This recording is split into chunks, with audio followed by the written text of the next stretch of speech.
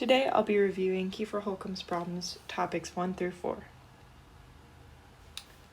In problem 1, topic 1, hydrostatics, topic 2, buoyancy, and topic 4, macroscopic momentum balances are discussed.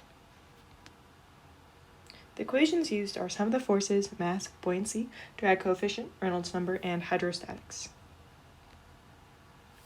The assumptions are that the weight is a smooth sphere, so the drag coefficient for flow over a smooth sphere can be used.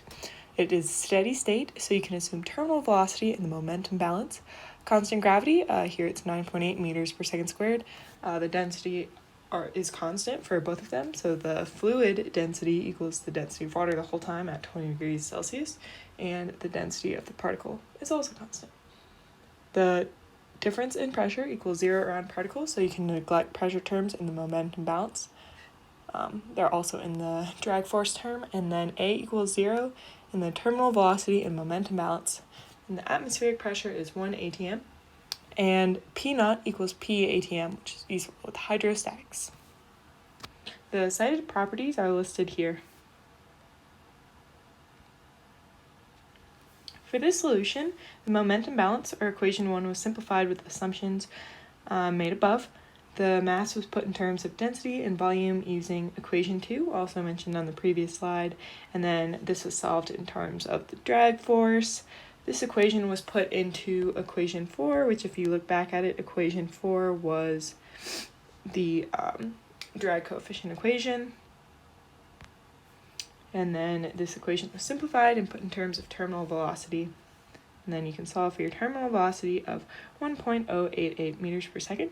In part 2, in order to assume that drag coefficient was as so, equation 5, or the Reynolds number equation, was used. And then since it was in fact turbulent, because it was within the bounds of 10 to the third and 10 to the fifth, it was assumed that the drag coefficient of 0.44 was valid.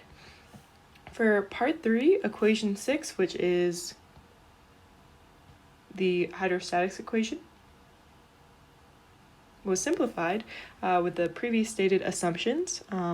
Through this, you got that the pressure was equal to the atmospheric pressure plus rho GH, and then using some different conversions, the pressure was 1.965 atmospheres.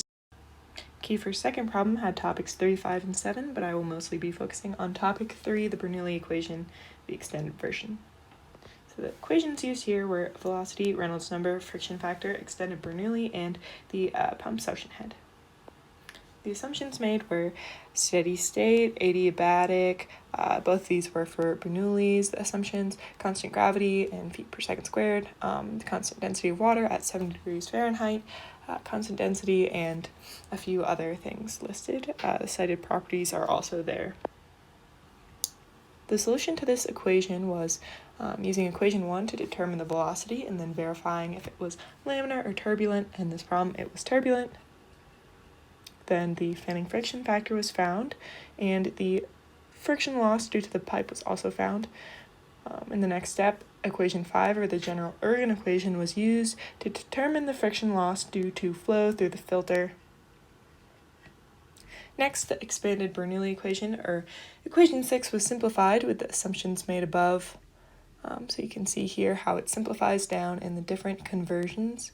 The equation was solved in terms of z, and then you got z2 equals h equals 21.58 feet. This was the main part of topic 3 used in this problem, but for part 2, both the laminar and turbulent terms in equation 5, the Ergun equation, were used so that the difference in height could be found. In part 3, still using point 2 as the inlet of the turbine in equation 6, and simplifying gave the equation below.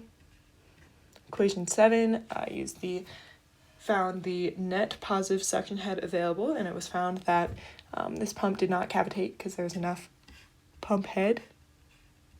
Part 4, the Reynolds number equation was used, and then the equation was solved in terms of velocity and plugged in to find the volumetric flow rate.